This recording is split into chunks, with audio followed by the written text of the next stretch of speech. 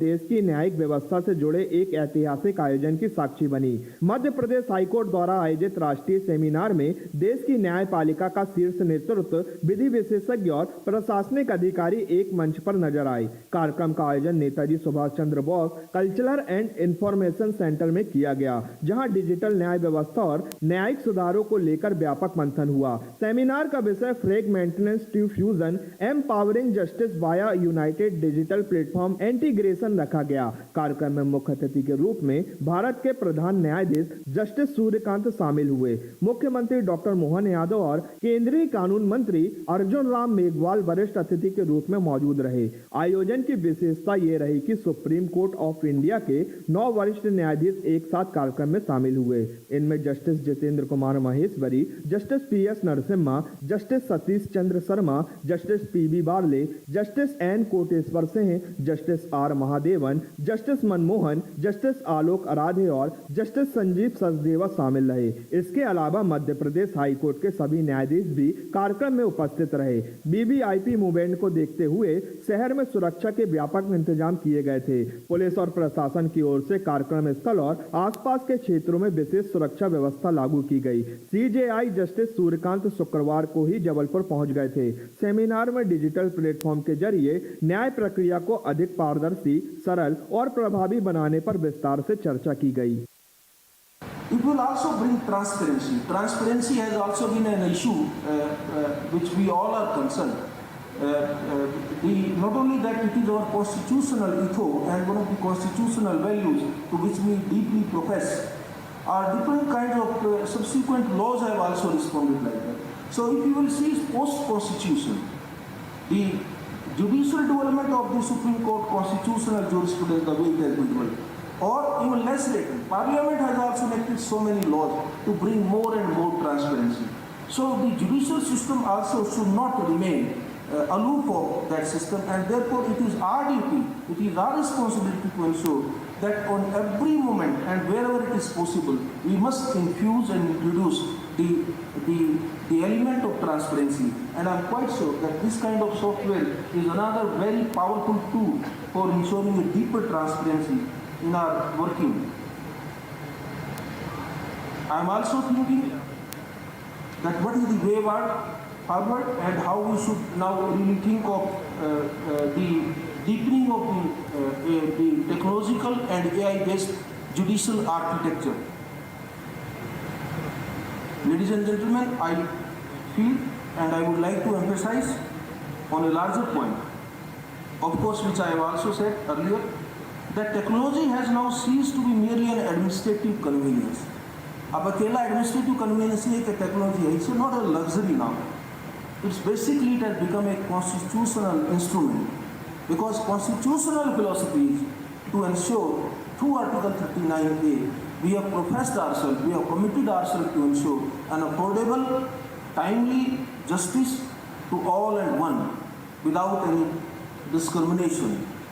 It's not that those who can afford to engage best of the lawyers should have any prioritized right of getting or securing justice.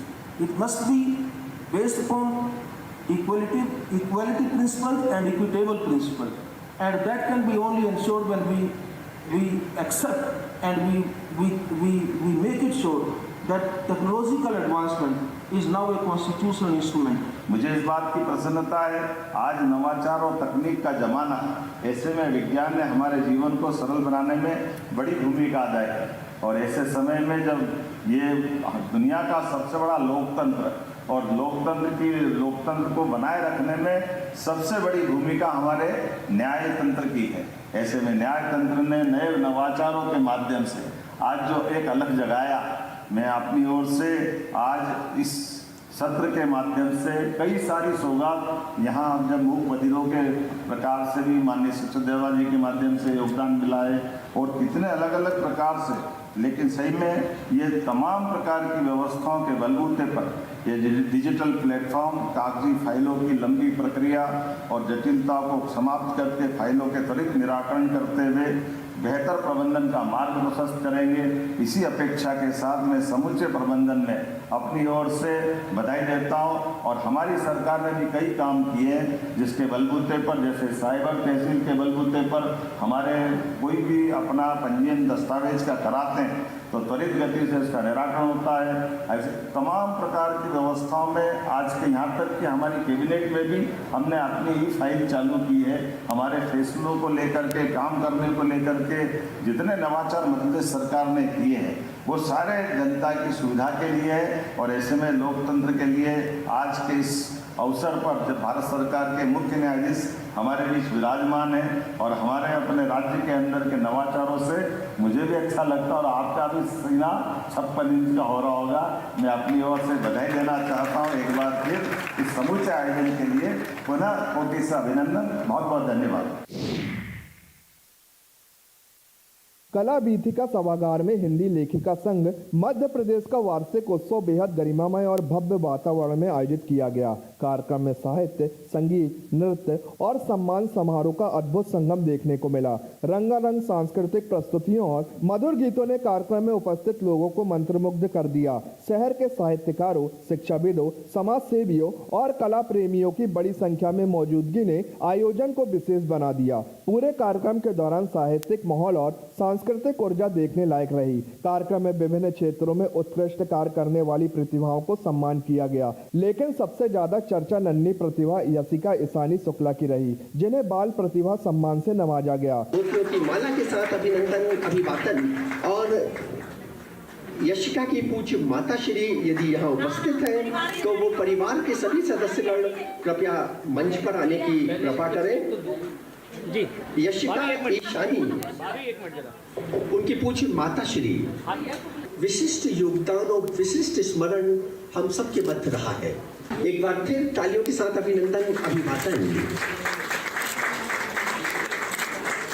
उनकी उपलब्धि पर सभागार में मौजूद सभी लोगों ने तालियों की गड़गड़ाहट के साथ उनका उत्साहवर्धन किया। अतिथियों ने कहा कि कम उम्र में इस तरह की उपलब्धि हासिल करना अन्य बच्चों के लिए भी प्रेरणादायक है। सम्मान मिलने के बाद परिजनों और शुभचिंतकों ने यशिका को बधाई दी और उनके उज्जवल भविष्य की कामना की। सबसे पहले मैं अपने माता पिता और बुजुर्गों को प्रणाम करती हूँ। समारोह में मौजूद सभी लोगों को मेरा सादर अभिवादन। मुझे मालूम नहीं था कि अरुणोदय पत्रकारिता पुरस्कार में स्वागत भाषण फिर एक कार्यक्रम में उद्बोधन से मेरे को सम्मानित किया जाएगा। हिंदी लेखिका संघ ने इस उम्र में बाल सम्मान से सम्मानित कर मेरे जीवन का पहला पुरस्कार दिया। इस हौसला अफजाई में यशिका शानदार हुई। आप सबका आभार। डॉक्टर कामना श्रीवास्तव जी को एवं समस्त आयोजकों को स्नेह प्रणाम। वार्षिक उत्सव के दौरान हिंदी लेखिका संघ की वार्षिक पत्रिका वामा शिल्प का विमोचन किया गया। इसके साथ ही डॉक्टर कामना कौस्तुभदास लिखित लघु कथा संग्रह जीवन का कैनवास का भी लोकार्पण अतिथियों के हाथ तो संपन्न हुआ। साहित्य प्रेमियों ने दोनों प्रकाशनों की सराहना करते हुए इसे साहित्य जगत के लिए महत्वपूर्ण उपलब्धि बताया। समारोह में समाज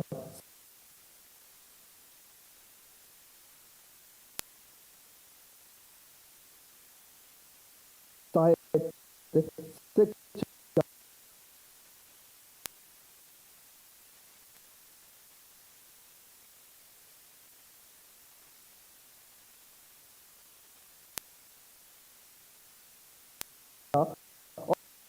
और चिकित्सा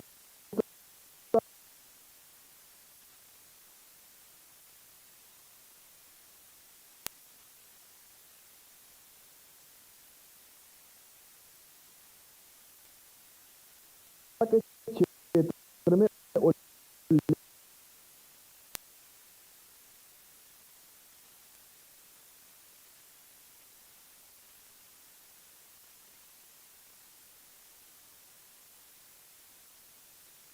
उल्लेखनीय योगदान देने वाली कई हस्तियों को सम्मानित किया गया। ई अर्चना नायडू को डॉक्टर गायत्री तिवारी स्मृति सम्मान, डॉक्टर भावना शुक्ल को डॉक्टर प्रार्थना अर्गल स्मृति सम्मान प्रदान किया गया। वहीं चिकित्सा एवं शिक्षा के क्षेत्र में उत्कृष्ट सेवा के लिए डॉक्टर अपूर्वा तिवारी, अनामिका कुमारी, डॉक्टर रूपाली मित्तल और डॉक्टर शिव कुमार सिंह ठाकुर को सम्मानित कर उनकी उपलब्धियों की सराहना की गई।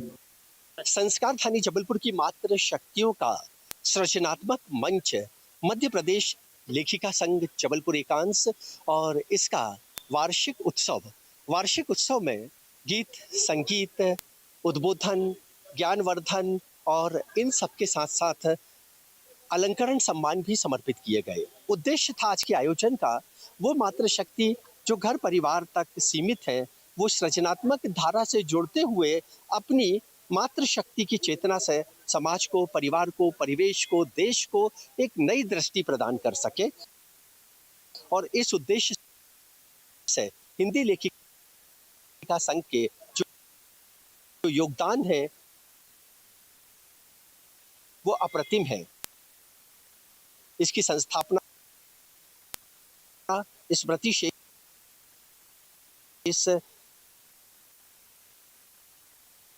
लक्ष्मी शर्मा द्वारा की गई। उसके बाद उनके साथ सम्मानीय डॉक्टर गायत्री तिवारी, राजकुमार तिवारी सुमित्र, और जब लक्ष्मी शर्मा का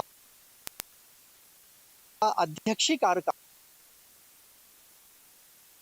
था, उसके बाद आदरणीय अर्चना मलैया जी ने अध्यक्षीय कार्यकाल का सफलतापूर्वक निर्वहन किया। वर्तमान में सम्मानीय कामना कौस्तुभ जी अध्यक्षीय कार्यकाल का निर्वाह करते हुए जबलपुर शहर की लेखिकाओं को एक सार्थक मंच के माध्यम से जोड़ रही हैं। जबलपुर की लेखिकाएं जो इस मंच से जुड़ी हैं वो न केवल जबलपुर प्रदेश अपितु देश में इस शहर के नाम को गौरवान्वित कर रही हैं। आज के कार्यक्रम में जो मुख्य बात है, हिंदी लेखिका संघ का वार्षिकोत्सव है जो कला वेदिका में मनाया जा रहा है, और हमारे ये जो संस्था है ये सब तरह से कार्य कर रही है। महिलाएं जो लेखन कर रही हैं। हाँ, एक बात ये है कि आज यहाँ पर वामन शिल्प का विमोचन किया गया, मेरी पुस्तक जीवन का कैनवास का विमोचन किया गया, और वामन शिल्प में हमारी जितनी रचनाकार बहनें हैं सभी का परिचय, सभी की रचना उसमें संग्रहित की गई और उसका विमोचन किया गया। सभी महिलाएं, सभी लेखिकाएं आगे बढ़कर काम कर रही हैं और हम किसी न किसी रूप में उनको सम्मानित करने का प्रयास भी करते हैं। आज 2 अलंकरण विशिष्ट थे, डॉक्टर प्रार्थना अर्गल स्मृति पुरस्कार जो कि दिया गया डॉक्टर भावना शुक्ल को, और डॉक्टर गायत्री तिवारी स्मृति पुरस्कार जो कि दिया गया ई अर्चना नायडू जी को। इसके अलावा हमारे 5 और व्यक्तिगत सम्मान थे। यशिका ईशानी शुक्ला को जो सबसे छोटी, सबसे पहली बार सम्मान पाने वाली 8 साल की बिटिया है, और इसके अलावा doctor Apurva Tiwari, doctor Shiv Kumar Singh Thakur, doctor Rupali Mittal और अनामिका कुमारी। इसके साथ साथ 3 संस्थाएं हैं, कदम संस्था, इरा नंदिनी और मिराकी संस्था, जो अपने अपने क्षेत्र में बेहतर से बेहतर कार्य कर रहे हैं, इसीलिए हमने इन संस्थाओं को चुना। काकरदेही में जमीन विवाद को लेकर एक पीड़ित परिवार ने एसपी कार्यालय पहुंचकर एसपी संपत उपाध्याय के नाम एएसपी सूर्यकांत शर्मा को ज्ञापन सौंपते हुए न्याय की गुहार लगाई है। ज्ञापन सौंपने आए इंद्र कुमार ने एएसपी सूर्यकांत शर्मा को बताया कि उनकी 3 एकड़ भूमि का मामला माननीय न्यायालय में विचाराधीन होने के बावजूद आरोपी राम नरेश सिंह और उसके साथी पुलिस संरक्षण में जमीन कब्जाने और जानलेवा हमला करने की कोशिश कर रहे हैं। प्रार्थी का कहना है कि खेत पर उन्होंने मूंग की फसल बोई है है, जिसे नष्ट करने और उन्हें जान से मारने की धमकियां दी जा रही हैं। शिकायत में आरोप लगाया गया है कि आरोपियों के रिश्तेदार पुलिस विभाग में होने के कारण मझौली थाने के कुछ कर्मचारी आरोपियों की मदद कर रहे हैं और गंभीर शिकायतों को भी साधारण एनसीआर में बदलकर मामले को दबाया जा रहा है। पीड़ित परिवार ने डीजीपी से मांग की है कि न्यायालयीन स्थिति को देखते हुए यथास्थिति बनाए रखी जाए, दोषी पुलिस कर्मियों पर कार्रवाई हो और परिवार को सुरक्षा प्रदान की जाए। प्रार्थी ने घटना से जुड़े वीडियो साक्ष्य भी जांच हेतु पुलिस को सौंपने की बात कही है। सर, मैं आवेदन देने आया हूँ। एसपी साहब के पास 2 बार आवेदन दे के गया मझौली थाने के द्वारा, इसलिए कि मैं खेती करता हूँ। 3 एकड़ मेरे को ज़मीन मिली रही, मैं उसमें काबिज हूँ, खेती कर रहा हूँ, जिसमें कि मेरे छोटे नरेश के लड़के, छोटे भाई के नरेश के लड़के और नरेश, सौरभ, अंकुश, राजू, वंदना भाई मेरे को परेशान कर रही हैं, जो कि ये न्यायालय में केस चल रहा है। मेरे को 18 साल पहले ज़मीन मिली रही, मौके से मैं खेती कर रहा हूँ, उसमें बोर करवाया, ज़मीन लेवल करवाई, गेट लगवाया, जाली करवाई, घेर के जाली करवाई। 8 तारीख को मैं बोनी कर रहा था और हार्वेस्टर कटाई कर रहा था, तब जो विवाद करने आए, उसकी मैंने थाने में रिपोर्ट मझौली गए करने, तो मुकेश ठाकुर एनआरसी काट दिया। मुकेश ठाकुर पुलिस वाला है और ये करवा रहा है सतीश सिंह पुलिस में है, और सतीश सिंह और रमेश सिंह हाई कोर्ट में पुलिस में है। सुनवाई नहीं हो रही।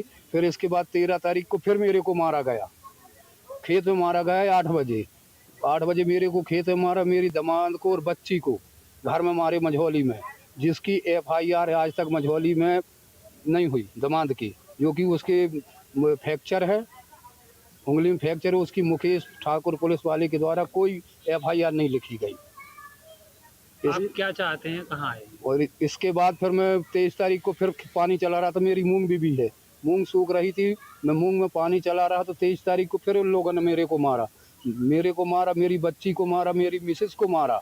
उसके बाद 112 लेके आई हम लोगों ने। इसके बाद भी मुकेश ठाकुर द्वारा पुलिस द्वारा कोई FIR नहीं लिखी गई। बिटिया का मुलाहजा हुआ है, उसकी भी FIR नहीं, मेरा हुआ है, उसकी कोई FIR नहीं हुई। कि इंद्र कुमार ठाकुर जी आए हुए हैं और मझौली थाने में लगातार वहां पर एक पदस्थ जो आरक्षक है वो लगातार इनको परेशान कर रहा है। उसकी कई बार शिकायतें आई हैं, पूर्व में भी हमने उसकी शिकायत दी थी कि मझौली थाने में जितने भी वहाँ जमीन जायदाद के मामले हैं वो बहुत ज़्यादा हस्तक्षेप कर रहा है, और जो भी पीड़ित पक्ष होता है उसके विपरीत जो पक्ष होता है उनसे पैसे की सांठगांठ कर जो पीड़ित पक्ष होता है उनके विपरीत काम कर रहा है। ये इनका न्यायालय में भी मामला चल रहा है पहले से, और इनने पूर्व में भी SP कार्यालय में शिकायत दे चुके हैं, पर फिर भी ऐसे पुलिस अधिकारी जो पूरी पुलिस विभाग को बदनाम कर रहे हैं, ऐसों को थाने में क्यों रखा जाता है, ये समझ नहीं आता। किस नेता के संरक्षण में वो थाने पे रहे? उसकी लगातार शिकायतें आ रही, लगातार शिकायत दी जा रही है, फिर भी कार्रवाई नहीं की जा रही है। तो आज हम माननीय पुलिस अधीक्षक महोदय के पास आए हैं और हमने ज्ञापन दिया, और ज्ञापन के माध्यम से सारी चीजें लगा के दी हैं। इसमें पूर्व में जो शिकायतें हुई, रिपोर्टें हुई हैं कि इनको न्याय मिले और जो दोषी पुलिसकर्मी हैं इनको वहां से थाने से अलग किया जाए। थाना मझौली के ग्राम काकरदेही से इंद्र कुमार जी आए हैं। इनका रमेश ठाकुर से जमीनी विवाद है। इनका कहना है कि इनकी जमीन पर वो कब्जा करने की नियत से घुसते हैं, और किसी आरक्षक मुकेश ठाकुर पर वो आरोप लगा रहे हैं कि वो उनकी मदद करते हैं। SDOP सिहोरा से हम इसकी जांच करा रहे हैं, और जांच में अगर कोई मिलीभगत पाई गई तो संबंधित आरक्षक के खिलाफ हम विभागीय कार्रवाई करेंगे। और इसमें जो व्यक्ति अनावेदक जो अगर घुसने का प्रयास कर रहा है, अगर ये सही पाएगा तो इनके खिलाफ वैधानिक कार्रवाई हम करेंगे। रानी दुर्गावती विश्वविद्यालय में परीक्षा मूल्यांकन को लेकर एक बार फिर गंभीर सवाल खड़े हो गए हैं। फिजिकल एजुकेशन विभाग के स्पोर्ट्स मैनेजमेंट विषय की परीक्षा में छात्रा निकिता रजक को मात्र 11 अंक दिए जाने के बाद NSAI ने विश्वविद्यालय प्रशासन पर लापरवाही और परीक्षा धांधली के आरोप लगाए हैं। NSAI प्रभारी अचलनाथ ने बताया कि छात्रा जब अपनी उत्तर पुस्तिका की जाँच कराने पहुंची तो कई प्रश्न बिना जांचे पाए गए। उन्होंने दावा किया कि उत्तर पुस्तिका में लिखे गए जवाब जवाबों पर परीक्षक द्वारा कोई मूल्यांकन नहीं किया गया था। अचलनाथ के अनुसार इस पूरे मामले के वीडियो और दस्तावेज सबूत भी संगठन के पास मौजूद हैं। उन्होंने कहा कि विश्वविद्यालय को हाल ही में A+ ग्रेड मिला है, लेकिन इसके बावजूद परीक्षा से जुड़े विवाद लगातार सामने आ रहे हैं। इस संबंध में पहले भी कई बार ज्ञापन सौंपे जा चुके हैं, लेकिन प्रशासन द्वारा कोई ठोस कार्रवाई नहीं की गई। NSUI ने कुलपति को ज्ञापन सौंपते हुए दोषियों पर सख्त कार्रवाई की मांग की है। वहीं कुलपति ने मामले की जांच कर उचित कार्रवाई का आश्वासन दिया है। आज हम एक ऐसा विशेष मामला देखते हैं फिजिकल एजुकेशन डिपार्टमेंट का, जहां पर स्पोर्ट्स मैनेजमेंट के एग्ज़ाम पर छात्रा निकिता रजक जी के एग्ज़ाम पर स्पोर्ट्स मैनेजमेंट के पेपर में उनको 11 मार्क्स मिलते हैं। जब वो जाती हैं अपनी कॉपी चेक करवाने, वहाँ पर उनके पास विद प्रूफ विद वीडियो है हमारे पास कि वहाँ पर देखते हैं कि एक क्वेश्चन चेक है, दूसरे क्वेश्चन में आंसर ही नहीं है, चेक ही नहीं है। ऐसे करते उनकी कॉपी पूरी ब्लैंक है, तो जांच ही नहीं है, विद प्रूफ है हमारे पास। आज वो लेकर के हम माननीय कुलपति महोदय के समक्ष बैठकर उनको ज्ञापन दिया और उस पर जल्द से जल्द कड़ी कार्रवाई की मांग की। अन्यथा NSUI उग्र आंदोलन के लिए बाध्य होगी, जिसकी संपूर्ण जवाबदारी रानी दुर्गावती विश्वविद्यालय प्रशासन की होगी। नहीं, वो जो बिटिया बता रही है कि कुछ प्रश्न में उसको नंबर भी मिले मतलब कॉपी जांची गई और वो देख के आई है, वो बता भी रही है। अब वो उसके बाद क्या हुआ, विभागाध्यक्ष को हमने बुलाया है, विभागाध्यक्ष बताएंगे अगर वास्तव में बच्ची के हित में जो हो सकता है और अगर कुछ जांचने वाले ने कुछ गलती करी है तो हम उसको ठीक कराएंगे और संबंधित में कार्रवाई करेंगे। कांचघर पुलिस लाइन, समदड़िया नगर और ललित कॉलोनी क्षेत्र में इन दिनों पाइपलाइन डालने का कार्य रहवासियों के लिए मुसीबत का सबब बन गया है। मुख्य मार्ग पर खुदाई के कारण रास्ता बंद होने से सारा यातायात रिहायशी इलाकों की सकरी गलियों में डाइवर्ट हो गया है। इन तंग गलियों से गुजरते तेज रफ्तार वाहनों के कारण आए दिन दुर्घटनाएं हो रही हैं। क्षेत्रीय जनता का आरोप है कि अब तक 2 लोग अपनी जान गंवा चुके हैं और दर्जनों घायल हो चुके हैं। तेज गति से निकलने वाले वाहनों के कारण बच्चों, बुजुर्गों और महिलाओं का घर से बाहर निकलना दूभर हो गया है। स्थिति की गंभीरता को देखते हुए क्षेत्रवासियों ने पुलिस और प्रशासन को ज्ञापन सौंपकर सुव्यवस्थित यातायात की मांग की है। नागरिकों का कहना है कि निर्माण स्थल पर उचित बैरिकेडिंग की जाए, मुख्य मार्ग के दोनों छोरों पर चेतावनी बोर्ड लगाई जाए और वाहनों के प्रवेश को नियंत्रित करने के लिए यातायात पुलिस की तैनाती की जाए। रहवासियों ने चेतावनी दी है कि यदि जल्द ही सुरक्षित यातायात व्यवस्था सुनिश्चित नहीं की गई तो वे उग्र आंदोलन के लिए विवश होंगे। जी, ये जो अमृत जल योजना चल रही है, जिसके चक्कर में कांचघर, समदड़िया कॉलोनी और व्यवहार बाग की जो रोड डाइवर्सन है, वहाँ से ज़्यादा यातायात वो प्रभावित हो रहेगा। रोड में बड़े बड़े व्हीकल वाहन आ रहे हैं, जा रहे हैं, जिससे बच्चों को चोट आ रही है कि एक्सीडेंट हो रहे हैं। वहाँ पे आए दिन लगातार गड्ढे में कुछ भी बैरिकेड नहीं है, जिससे राहगीर जो जा रहे हैं वो भिड़ जा रहे हैं। और वहाँ पे पूरी कॉलोनी है, बच्चे सब खेलते हैंगे, जिससे बच्चों को के ऊपर गाड़ी चढ़ा दिए जा रहे हैं। और इसके चलते हुए 2 हादसे भी हो चुके हैं, जिसमें 2 लोगों की मृत्यु हो चुकी है। उसकी भी वीडियो वायरल हुई थी। वहाँ के भी रहवासियों ने भी आके यहाँ पे कंप्लेन करे थे, परंतु इतना सब कुछ करने के बावजूद भी कुछ नहीं हो रहा है। इसलिए हम लोग आज यहाँ पर आए। कंपनी वाले उन्होंने कुछ नहीं किया? कुछ नहीं करते कंपनी वाले।